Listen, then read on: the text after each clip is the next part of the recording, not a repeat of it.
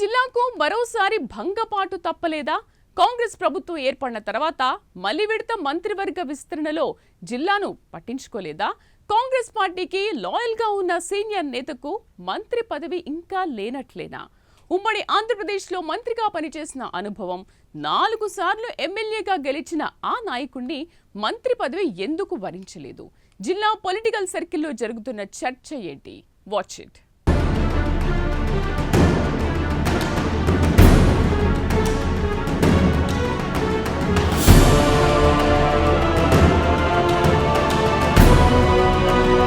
తెలంగాణ రాష్ట్రంలో ఇటీవల జరిగిన మంత్రివర్గ విస్తరణ అనేక మంది ఆశావహులకు తీవ్ర నిరాశను మిగిల్చింది. మంత్రి పదవులు ఆశించి భంగపడిన వారిలో ముఖ్యంగా బోధన్ ఎమ్మెల్యే సుదర్శన్ రెడ్డి వర్గం తీవ్ర అసంతృప్తితో రగిలిపోతోంది. ఆయనకు మంత్రి పదవి దక్కకపోవడంతో నిజామాబాద్ జిల్లాలో కాంగ్రెస్ పార్టీ భవిష్యత్తుపైనే ప్రశ్నార్థకం ఏర్పడింది. ఈ పరిణామం రాష్ట్ర రాజకీయాల్లో కొత్త సవాళ్లను సృష్టిస్తోంది. ముఖ్యంగా స్థానిక నాయకుల్లో నెలకొన్న అసంతృప్తిని ఎలా చల్లార్చాలనేది ప్రభుత్వానికి తక్షణ అవసరంగా మారింది. కాంగ్రెస్ పార్టీలో సీనియర్ నేతగా సీఎం రేవంత్ రెడ్డికి సమీప బంధువుగా అత్యంత సన్నిహితుడు కావడంతో బోధన్ ఎమ్మెల్యే సుదర్శన్ రెడ్డికి మంత్రి పదవి పక్కా అని అంతా అనుకున్నారట. కానీ అందరి అంచనాలు తల్లకిందులు చేస్తూ సామాజిక సమీకరణాలంటూ ముగ్గురికి మంత్రివర్గంలో స్థానం కల్పించారట. దీంతో బోధన్ కాంగ్రెస్ శ్రేణులు మండిపడుతున్నారట.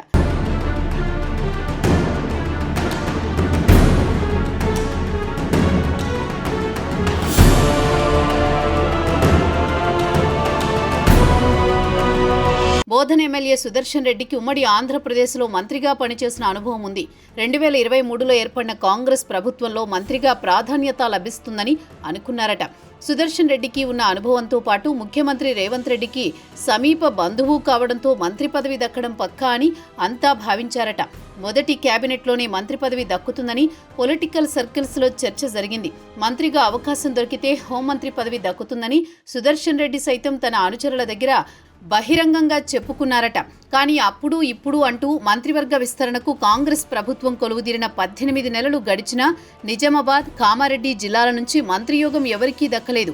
మొదట మంత్రివర్గ విస్తరణపై పలుమార్లు లీకులు ఇచ్చి ఇదిగో అదిగో అంటూ ప్రచారం చేశారు. కానీ సామాజిక సమీకరణాలతో పాటు గ్రూపు తగాదాల నేపథ్యంలో అనేక సార్లు కేబినెట్ కూర్పు వాయిదా పడుతూ వచ్చింది. ఈసారి ఏఐసీసీ నుంచి అనుమతి లభించడంతో మంత్రివర్గ విస్తరణ జరిగింది.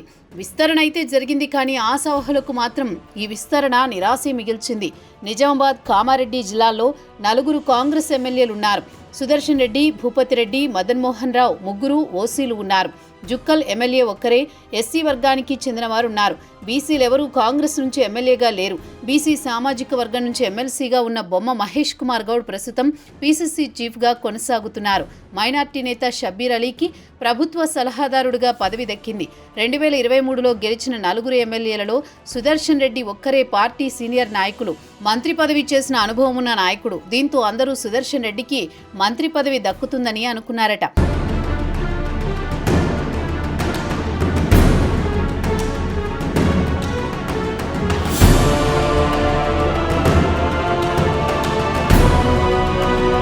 ముఖ్యమంత్రి రేవంత్ రెడ్డికి సుదర్శన్ రెడ్డి సమీప బంధువు కావడం విశేషం. పీసీసీ అధ్యక్షుడు హోదాలో రేవంత్ రెడ్డి తెలంగాణలో పాదయాత్ర సమయంలో ఆయనకు సపోర్ట్ చేశారని రాష్ట్ర వ్యాప్తంగా కాంగ్రెస్ నాయకుల్లో చర్చ జరుగుతూ ఉంటుంది.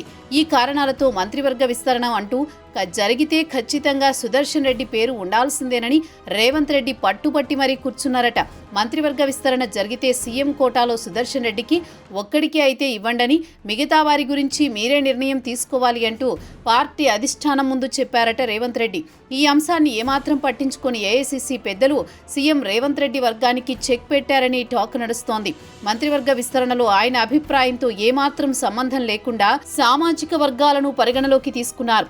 ఈ క్రమంలో రెండవసారి మంత్రివర్గ విస్తరణ చేసినట్లుగా కాంగ్రెస్ వర్గాల్లో చర్చ కొనసాగుతోంది.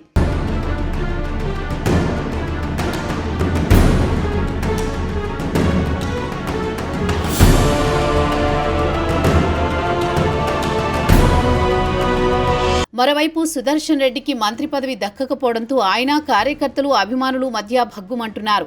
బోధన్ నియోజకవర్గంతో పాటు జిల్లాలో ఉన్న ఆయన అనుచరులు తీవ్ర నిరాశ, నిర్లిప్తతతో కాంగ్రెస్ పార్టీపై కోపంతో రగిలిపోతున్నారట. రెండో మంత్రివర్గ విస్తరణలో తమ నాయకుడు పేరు ఉంటుందని భావించిన సుదర్శన్ రెడ్డి కాంగ్రెస్ పార్టీపై దుమ్మెత్తి పోస్తున్నారు. సుదర్శన్ రెడ్డికి మంత్రి పదవి దక్కకపోవడానికి పీసీసీ ప్రెసిడెంట్ బొమ్మ మహేష్ కుమార్ గౌడ్, ప్రభుత్వ సలహాదారుడు షబ్బీర్ అలీ అడ్డుపడ్డారని టాక్ నడుస్తోంది. సుదర్శన్ రెడ్డి మంత్రి అయితే తమ రాజకీయ ఈక్వేషన్స్ దెబ్బతింటాయని వారిద్దరూ భావిస్తున్నారట.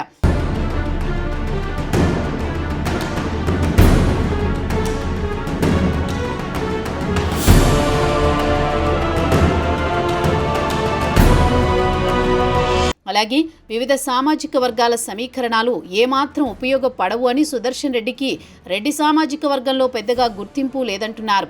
గతంలో మంత్రిగా పనిచేసిన ఏమాత్రం రెడ్డి సామాజిక వర్గాన్ని పట్టించుకోలేదనే టాక్ వినిపిస్తోంది.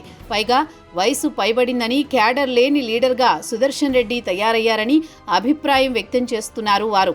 అంతేకాకుండా ప్రతి చిన్న విషయానికి అగ్గి మీద గుగ్గిలమవుతున్నారని, ఈ సమయంలో మంత్రి పదవి ఇవ్వడం మాత్రం సమంజసం కాదని అధిష్టానానికి జిల్లా కాంగ్రెస్ నాయకులు ఒత్తిడి తీసుకువచ్చినట్టుగా సుదర్శన్ రెడ్డి వర్గం బహిరంగంగానే చెబుతున్నారట. మంత్రి పదవి దక్కకుండా చేసి ఇప్పుడు నాటకాలాడుతున్నారని సుదర్శన్ రెడ్డి క్యాడర్ బహిరంగంగా విమర్శలు చేస్తోంది. మంత్రివర్గ అభ్యర్థుల లిస్టు కన్నా ముందే సుదర్శన్ రెడ్డితో పీసీసీ చీఫ్ మహేష్ కుమార్ గౌడ్ సమావేశం కావాలని అది అధిష్టానం సూచించినట్లుగా సమాచారం. అందుకు బోధన్ ఎమ్మెల్యే సుదర్శన్ రెడ్డి తీవ్రస్థాయిలో మహేష్ కుమార్ గౌడ్ పైన మండిపడినట్టు తెలుస్తోంది. ఫోన్లను స్విచ్ ఆఫ్ చేసి అలిగి కూర్చున్న సుదర్శన్ రెడ్డి నివాసానికి PCC chief, Congress AICC incharge Meenakshi Natarajan, మంత్రి పొన్నం ప్రభాకర్, ఇతర కాంగ్రెస్ నేతలు వెళ్లి బుజ్జగించే ప్రయత్నం చేశారట. అయినా వారి మాట వినని సుదర్శన్ రెడ్డి కాంగ్రెస్ వ్యవహరిస్తున్న తీరు పట్ల బహిరంగంగానే మండిపడ్డట్టుగా సమాచారం. అయితే బోధన్ నియోజకవర్గ కాంగ్రెస్ శ్రేణులు మూకుమ్మడిగా రాజీనామాలు సైతం చేశారట. బోధన్ బంద్కి పిలుపునిచ్చారట.